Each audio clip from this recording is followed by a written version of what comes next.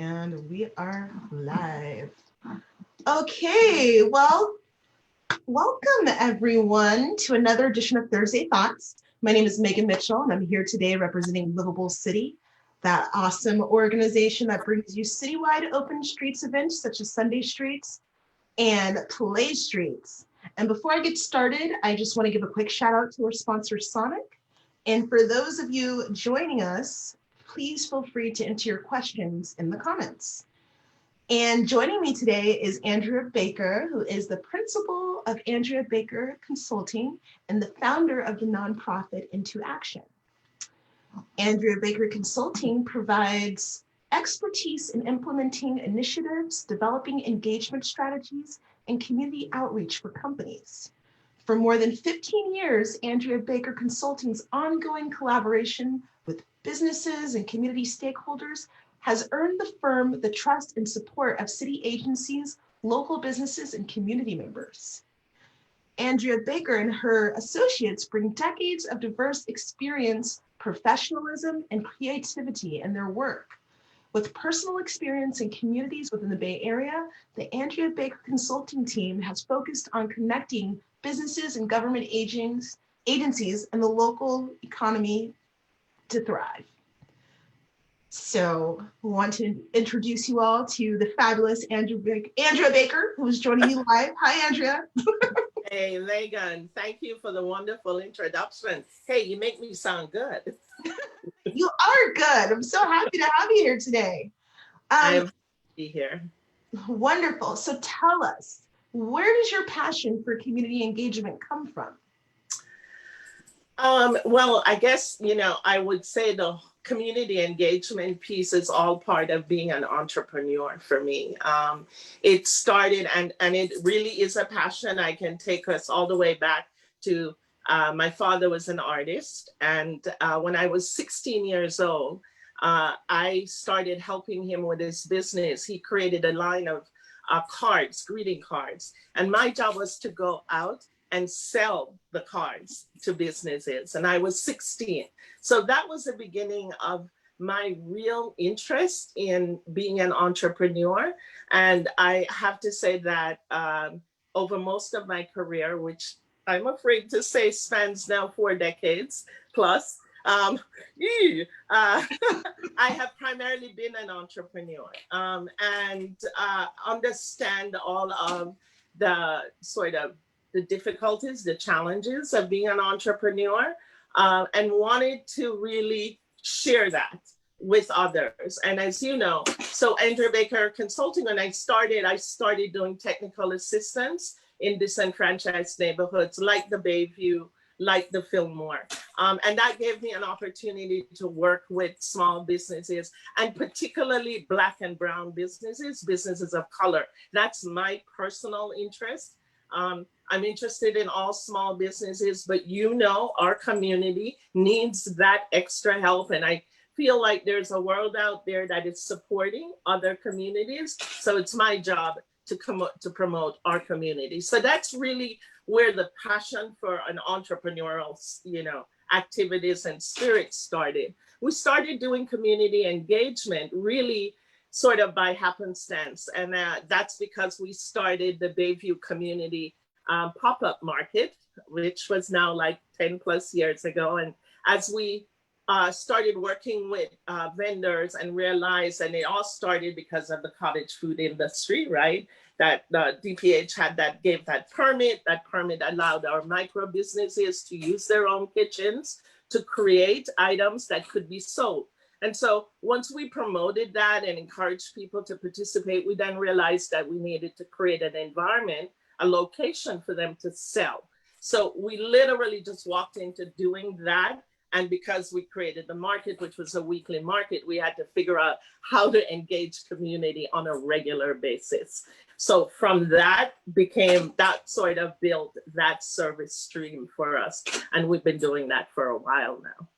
Absolutely. And a lot of people don't realize this, but in the most recent years, the Bayview has really come up in a way where a lot of the restaurateurs are highlighted as makers and, things coming from scratch and, just people creating all these different things, whether it's food or, it's art.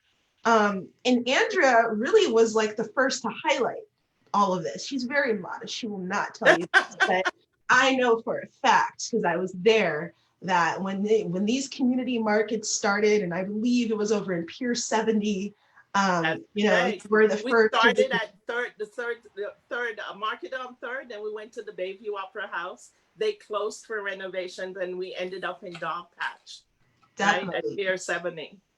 And I'll have her talk a little more about our projects, but there also is a really cool event that you put together, Bayview on Court.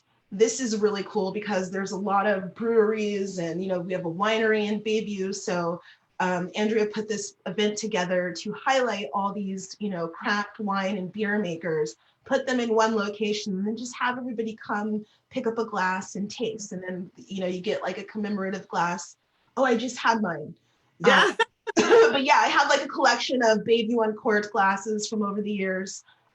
Just all these different like really exciting, fun events that just started in this community that really didn't have much, and we just kind of worked with what we had and put it together and started doing all these fun things. Tell us more about some of the projects that you do like this in neighborhoods. So I'm really glad you mentioned Bayview on Court, because last year was our fifth year, Megan, if you can imagine that, our fifth year of On Court.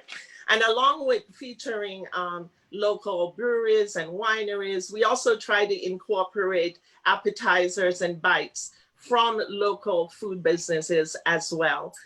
So that you can see sort of the transition, right? Starting technical assistance, we did the markets, started doing community outreach. And I believe, I'm not sure if you made one of our last and most recent events, which was the Mardi Gras event at India Basin, which happened on February 28th. And I would say that for us, we're doing events, and we can do events anywhere, obviously, but we have a particular love for the Bayview and the Fillmore. Again, the focus of our work is around racial and social equity. That informs all of what we're doing. So we tend to focus on those neighborhoods. And at this Mardi Gras event, this was an event that we had 300 folks from the community. We had Mardi Gras, people on stilts. We had a crawfish boil. We had activities for kids. We really like to focus on having family events and bringing the entire family out. And as a part of our Into Action mission, there is also sort of this educational stream as well. So we want all of our events to have some sort of connection to the communities that we are doing them for. And I wanted to take the opportunity to talk just a bit about Into Action, because as you mentioned, about a year ago, ABC became Into Action. And our mission is to engage, empower, and inspire action to promote equitable good, to build resilient communities, and to do social good. And so that really does inform our activities. I also want to talk about the Bayview Bistro. As you know, a little over a year ago, we started Bayview Bistro, which is a food hub targeted specifically to businesses of color in the Bayview community. And you could have come from anywhere in the city, but particularly in the Bayview, and particularly businesses of color. And we operated the hub at 4101 3rd Street. When COVID-19 began, we had to pivot, because our biggest concern, as it always is how are our vendors going to make money during COVID-19 when everything is closed down? So we pivoted, and that gave birth to the Bayview Bistro box. So the box comes out weekly, and we have 6 vendors who all participate. Each week, they're offering different items in the box. You can go, by the way, to Bayview Bistro SF and select the food box and order your yummy, yummy box. So we've been doing that. And that is, I think, a really important pivot for us. Also, we've been able to connect our vendors to SF New Deal. During this COVID-19 period, there is funding, you know, to make sure that our communities that are food insecure, our seniors, our homeless, and other folks who are just simply food insecure are getting meals. And so we were able to connect Bayview Bistro to SF New Deal. So our vendors are also providing meals to seniors and other groups during this time. And that's great because we're doing social good and our vendors are earning a living to help during this time that is really difficult. So yeah, the Bayview Bistro Box is definitely something that we're very proud of. And then I know you want to talk about current projects. We're also working on the Fillmore Collaborative. Yeah, I I'm know so glad. you have deep history in the Fillmore, and you know that for a long time the Fillmore had a merchant organization, but groups of folks wanted to come together and create something that was more inclusive than a merchant association. And I'm telling you, there are a great group of folks who have worked. We have worked with them into action. Jess, who is one of our project managers, has done an incredible job. And you know, the Fillmore Collaborative just recently, as in just in this past week, elected their first board of directors. I am so proud. I feel like a proud mama. And so that is something that we are particularly proud of, and we're very active in, and we want to encourage folks who live in the Fillmore. And I think you can also belong even if you don't live in the Fillmore, but we want to engage folks to keep things moving. Definitely. And I have such a deep love for the Fillmore district. You know, it's really, I was talking to Vaz Karnas last week, and Yeah. you know, or maybe it was the week before, but the same question that I always ask everybody, that the question that's been asked for a long time is, how do we just get south of Gary to like come back to life? You know, and just to keep that commercial corridor all the way on Fillmore from California all the way down to Golden Gate, you know, activated. And mm-hmm. You know, that's what we're all trying to figure out. We're trying to figure out what to do with this Yoshi's building and what's going to happen there. You know, the old 1300 on Fillmore, the Lush Life Gallery, all these different things. We want to see them up and running again. And of course, you know, my beloved Sheba Piano Lounge. It's Sheba's still going strong. I know. Yeah. Let's give a shout out to Sheba Lounge. Give a shout out to come on Sheba. out. And go to their GoFundMe, support their workers. You know, I am ready to get back over to Fillmore and do some stuff. One of the things I always have admired about you and your work is your ability to activate commercial corridors. And it's not just like through like doing different events, but it's actually like going into empty spaces and creating something. So this happened, it's no longer there, but it was amazing when it did. Right. There was a gallery on 3rd Street. Want to talk a little bit about like temporary activation. Doing that. Well, you know, I'm a big believer in that. And again, this is, you know, I sort of like for all of the work that we do to tie together. And as you may be aware, using our community engagement expertise, we began to be contacted by folks who are developing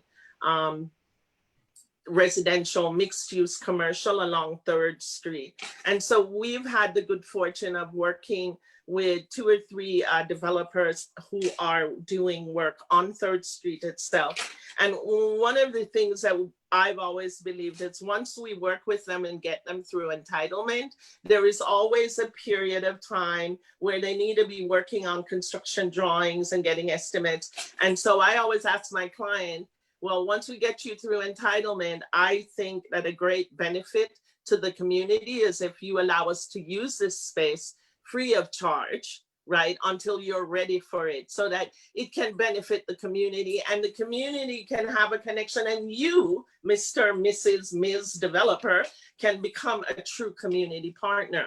I think that, you know, there's nothing wrong with development, but you need to become a community partner and make your contribution in that way. And we had the good fortune of getting a couple of spaces, I think that you're referencing, across from the Bayview Opera House. and that became the Third Street Village Gallery. You know, my dad was an artist and I love artists. So we created a gallery space, and we actually had two storefronts. One of them became a gallery space, and it was curated by different artists from the community. And we had several shows. I think in the period we were there, we did 6 or 7 shows. And then the other space, which was directly adjacent, was used as a connection, a gathering place. So we promoted it to community as a space that you could use if you had a meeting or if you wanted to have a party. And if you will recall, the rates were incredibly accessible.